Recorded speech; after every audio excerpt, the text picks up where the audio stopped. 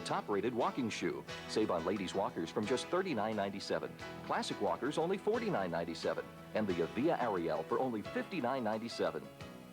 No matter what your lifestyle, no matter what your budget, Sneaker King's got the right stuff at the right price.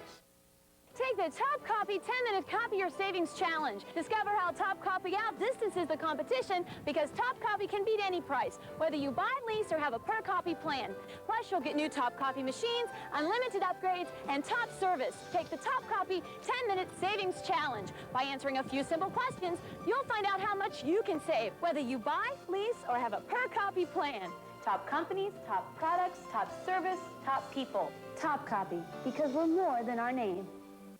Live from Northeast and Central Pennsylvania's only 24-hour news source. News 22 Daybreak continues. It is 8:25, Monday, April 24th, 1995. Temperature right now, 48 degrees. A little bit of sunshine out there, going up to a high today in the low 50s. More on the forecast in just a couple of minutes. In the news, Senator Arlen Specter is prepared to debate legislation that deals with terrorism this week. This in the wake of the bombing in Oklahoma. Specter appeared on 60 Minutes last night.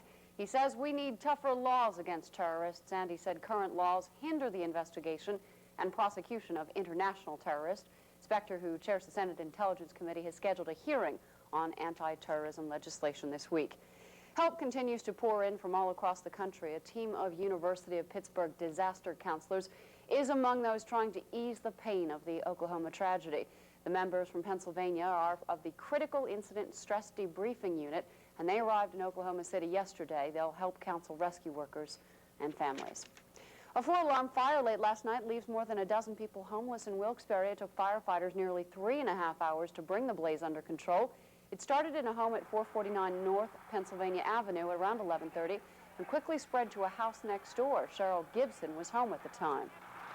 Somebody was banging on the door, and then our smoke alarms went out. Thank God we just put them in 2 weeks ago, and they went off all over the house.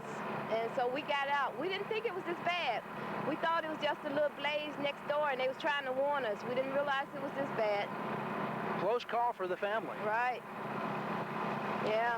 He's in that blaze. 2 of the 3 homes have been gutted.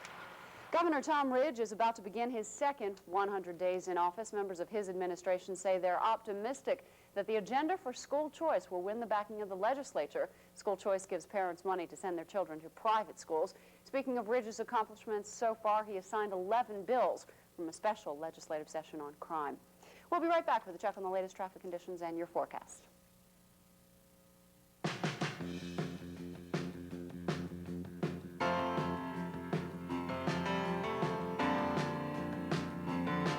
Getting dressed for school has taken on a whole new meaning for the students at Northwest Area High School in Luzerne County. I'm Kathy McLaughlin with this classroom close-up. Mrs. Gepkin's 7th grade reading class brings biographies to life and adds a new dimension to learning. Once you get up there and start to talk, then they finally realize that you're not up there just to impress them, but you're kind of taking over the class for a couple of minutes and being a teacher yourself. It is much more difficult to teach this way because everything that the students do we have previously modeled for them, but we agree with them that it is a lot more fun. This classroom close-up, a real-life history lesson, is another example of public schools working in Pennsylvania. It's a powerful constitutional right. Vote on May 16th. Of Scranton. Now, crews worked up work on Pittston Avenue over the weekend, resurfacing between Beach and the Spruce Street Bridge near Music Street. No further delays anticipated for Pittston Avenue. However, once again, more construction this morning and more paving along nearby Cedar Avenue that parallels Pittston Avenue. The resurfacing projects are scheduled for this week between Beach and the Chamberlain Corporation near East Lackawanna Avenue in the downtown Scranton area. So watch for some delays there. For News 22's exclusive traffic alerts, this is KRZ's Rusty Fender.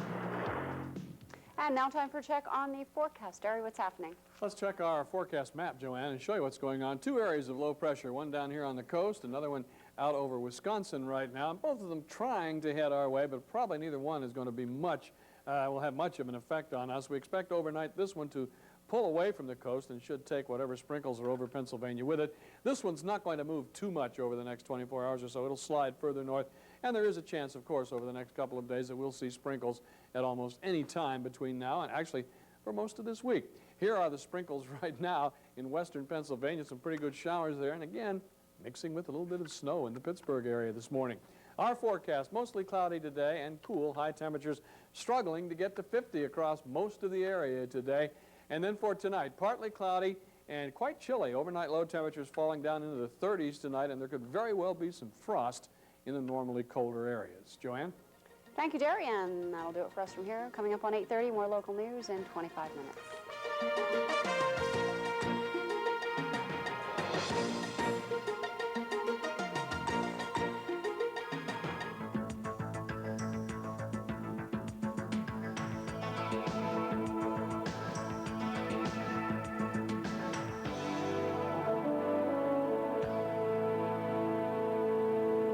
Welcome back to CBS This Morning. I'm Harry Smith in Oklahoma City. Morning, Paula. Good morning, Harry. Thanks. And I'm Paula Zahn in New York. First the shock, then the sorrow, and then the anger. Coming up, Hattie Kaufman examines how anger can help and how it can harm in the wake of catastrophe. Right now, Harry, we're going to turn our attention to the latest headlines this morning. With one suspect in the Oklahoma City bombing already in custody, federal officials are conducting a massive dragnet for others thought to be involved. Rescue workers searching the bombed-out federal building expect to find more bodies today as they focus on the area that once housed a daycare center. President Clinton says he will seek new, expanded powers to help the government monitor and infiltrate suspected terrorist organizations. It is just about 29 minutes before the hour. Let's check in with Mark McEwen now as a look at the weather on this Monday morning. Good morning. Good morning, Paula. Taking a look at the week, more rain by Friday down through the southeast. That's not good news. 10 degrees below normal pretty much throughout the northeast. 5 to 15 below normal down through the southern plains. We're talking some 70s in there, maybe some 60s as well. 15 to 25 below normal up across the northern plains. The whole country will be a little bit chillier than normal for most of the week. Only place it's going to have near normal temperatures will be out to the west. You'll see some 70s, maybe even some more 80s down through the southwest, which is that's some pretty good news right there for you. So a chilly week. If you have a sweater, grab a sweater, all right? That's a quick look at the national forecast. Harry? Thanks, Mark. Sunday was a national day of mourning for the victims of the Oklahoma City bombing. It is hoped the day helped begin the difficult process of healing. Because as Hattie Kaufman is here to tell us, this is a town in pain doing a lot of soul searching. Good morning. Good morning, Harry. As you can imagine, the people of Oklahoma have run the gamut of emotions, from shock to sorrow to outright rage. Unfortunately, some of that anger has been misplaced, and it has taken some victims of its own. You're on KTOK. People might not like what I'm going to say. There's some very, very real strong anger. I'm not going to be happy downtown this week when there are bodies still in the building. And so don't that sound kind of, I mean, doesn't that, it seems kind of stupid? People are taking this tragic incident and they seem to be using it for political gains. Some people are so angry that when they call in, they just say crazy things. Gwen Faulkner has heard it all on KTOK, an Oklahoma City news and talk radio station. The statement was made, we thought Oklahoma was a very forgiving place. And yet we had people call in and say, how dare you speak for me and say that I'm forgiving these people. This is mid-America and, you know, conservative mid-America, and they want to exact that pound of flesh. News director Jerry Bonin says anger came easy when the initial suspects were described as Middle Eastern. That all changed with the arrest of Timothy McVeigh, himself from the Heartland. There seemed to be a different kind of anger, the kind of anger that, you know, they couldn't believe that it was one of us. At the Faith Fellowship Church, it took faith to restrain anger. I felt like I wanted to go out and wring somebody's neck, but you just got to suppress the anger and go on. I would like to kill him, but it doesn't help because you'll be just as bad as he is.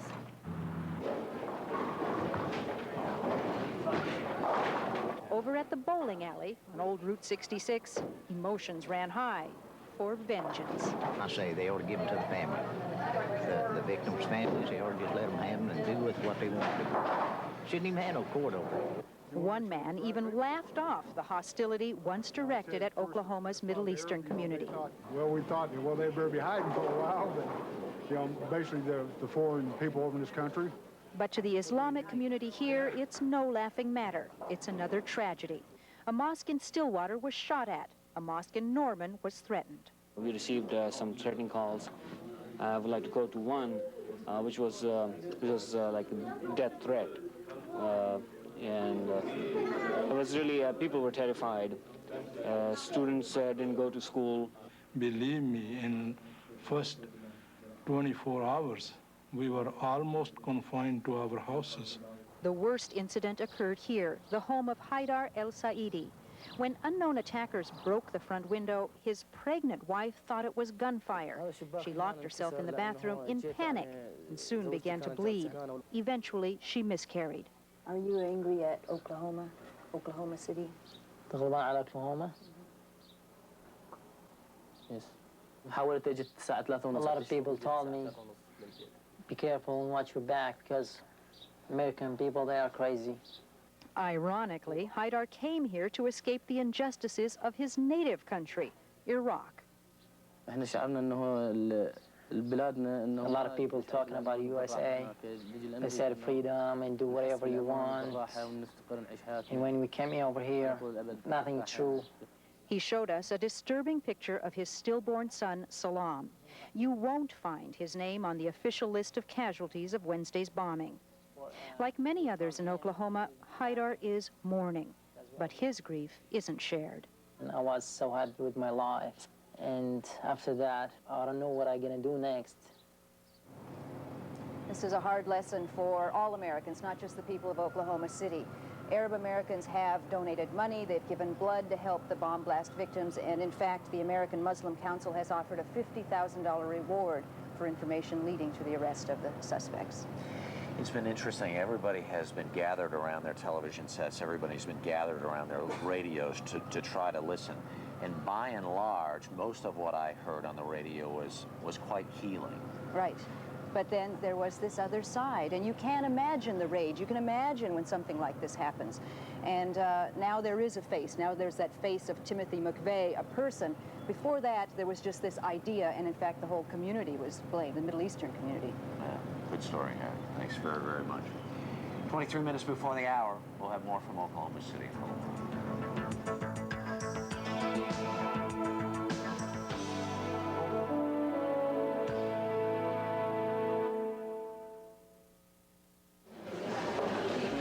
All the excitement. The office? Yep. Marketing forgot the instruction sheets for the Mr. Squiggly robots. No. All 50,000? Mm-hmm. So I'm taking care of it. That's 50,000 copies by morning. No problem. You're going to be working all night. Well, actually, my staff is working on it, saving us a fortune in overtime. What staff? When did you get a staff? Kinko's, your branch office, 24 hours a day, 7 days a week. I don't have a staff. Hey kids, now there's Oscar Mayer free. Hot dogs, bologna, and turkey with no fat.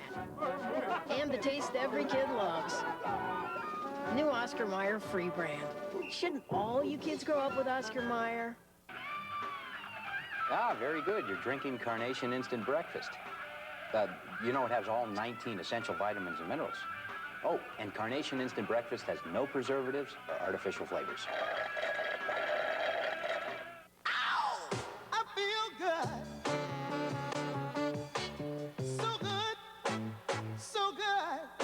Senecot laxative tablets work like second nature overnight. My father had me working in here before I was 8. When I was 15, he said, nice job. He's not a talker. A few months ago, his hand started hurting, you know, on and off. Well, he'd get by, but not without taking a lot of pills, sometimes 8 a day. Well, we decided to call our doctor. He said, check out a leaf. He said, for someone Dad's age, 2 leaves is it, the entire day. One every 12 hours. This one's up to 6 a day, and that one's 8. Oh, I could tell he was worried the pain would come back. I said, try it. Old cars are one thing, old habits another. To cut a long story short, 2 leaves is all he takes, all he needs. Well, we'll have him on hydraulic tools by the end of the century. You working today? Aleve, all day strong, all day long. We all remember that in the terrible hours right after the Oklahoma City bombing, suspicion was focused on militants outside America's borders. But as we know, that focus has now shifted to a uniquely American brand of radicalism. How does this change things for investigators? Well, joining us now is CBS News consultant James Fox, former director of the FBI's New York Regional Office and the head of the investigation into the 1993 World Trade Center bombing. Welcome back. Good morning. We have talked all morning long about how the FBI has been compromised in its ability to monitor these militant groups, these militias that have sprung up all over the country because of AG guidelines. Give us a perspective this morning on why they exist in the first place. First, I've got to say I'm so happy to see these discussions occurring about the AG guidelines, because for many FBI agents, especially the veteran agents, they've been such a frustration for 20 years. The guidelines were enacted and passed right after the Watergate events. It was either 74 or 75 when the guidelines actually became operational. And what they did was restrict federal law enforcement, I think somewhat severely, in the investigative steps it could use in investigating a crime. And I can remember we were all called down to Washington, D.C., and the Attorney General, it was Levy at that time, called us in and then told us what the guidelines were going to encompass. And that night at dinner, some of the veteran agents were saying, don't they realize who the enemy is? It's not the FBI, and yet they're strapping us and taking away the most valid, the most effective investigative tools we have. As the president talks about changing some of these rules, as you know, Americans are very concerned about their civil rights being compromised in any way, and yet I would say most Americans are outraged to learn that FBI agents can't even keep a clip file on a suspect where there is no solid criminal evidence. Well, the guidelines have been accepted for so long, even some top government officials didn't realize that we were working under these restrictions, and now it's surfacing, and I think we will see some action, and it's long overdue in my view. For instance, under the guidelines, unless you know that a target has committed a specific criminal or terrorist act or is gathering the means to do so, such as gathering bomb components, you cannot infiltrate that group. You cannot even surveil that individual except to identify him. You can't surveil him to show who his associates and what his criminal activities are. That's what we call a preliminary inquiry.